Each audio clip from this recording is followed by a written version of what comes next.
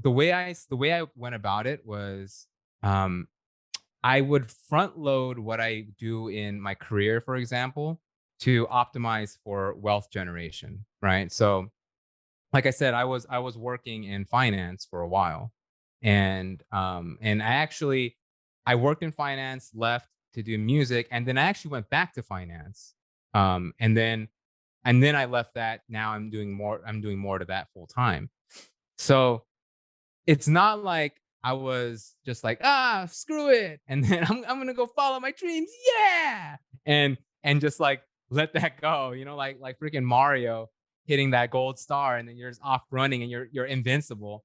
Like that's not necessarily how it works. We would dream for that to happen, but the thing with these creative fields, and whether it's writing or music, is that it not only takes time, but you have to also have the patience.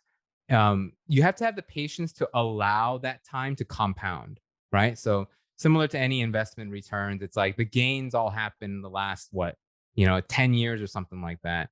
And that similar kind of framework happens with working in a creative field. So, like I mentioned, I've been doing this for 3 years, and kind of I saw in your eyes, you're like, wow, that's been a while.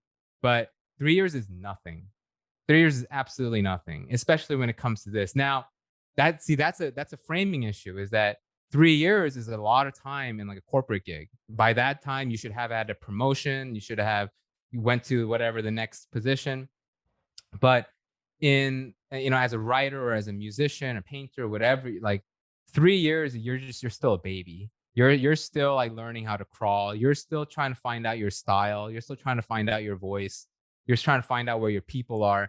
Now, but that last part of finding where your people are, that's where you have the gratefulness of the 21st century technology, and the fact that whatever you produce can scale to anybody in the world, right? Like the fact that I'm sitting here talking to you guys, and I'm over here in LA, and I'm talking to you through a 2011 MacBook Air. This thing, my computer's 10 years old, and still, this is all I need. This is all I need to be able to do what I want.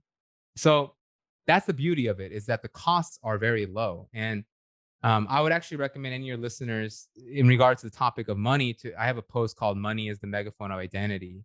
And one of the things that it talks about is, when you're doing something that's inherently fulfilling, um, the threshold of money that you need to earn gets a lot lower. And that's especially true if you don't have a family, if you're independent. So, but then the thing is, like, if you're working at a corporate gig, and not to say that like corporate gigs are bad or anything, some people may really enjoy them, but if you don't enjoy that, then your threshold is super high. Your salary has to be high in order for you to stay there, because you need to be compensated for your misery. So the thing though with these kind of fulfilling careers is that you can keep it super low. You can keep it super low, and anything you happen to make above that is what I call the fulfillment surplus. That's a beautiful thing to have. Now the question is, how do I even get to that threshold in the first place? That's the number one thing. And that, if you have the benefit of, let's say, having a degree in some field that may have nothing to do with what you want to do, right? Like, you can get a job. You can do that. You can do that at the same time. When I was starting more to that, I had my finance gig. I was doing that, but then I spent a lot of time on the side building this up. And when you see, and that's the thing too, is that a lot of these tools you use, they give you like metrics and stuff like that. And I think metrics, by the way, are a very crude way of organizing this stuff, but it gives you a very high level, surface level idea of your momentum. And then part of it is just using your intuition. It's like, we talked about burnout earlier. Burnout, I don't think, is necessarily the result of someone external telling you need to do that, and you're not getting it done, so you burn out. Burnout is all about your inner critic, your inner critic telling you that you're not doing enough. And that's why burnout is especially high for creators, because especially for creators that are doing their own thing, they don't have a boss, they don't have anyone telling them they need to do this. So who is louder than that potential boss? Is yourself, right? And that is what burns you out, because that inner critic is so loud, is so mean, that anytime you listen to it, you're like, holy crap, I'm not doing enough. So these are the things that you have to manage. You know, in the beginning, you think that it's all about money, and yeah, money is a big part to do with it because that is the resource sustaining engine. But a lot of it is managing that inner critic, and the inner critic will only be louder if you have fiscal pressure.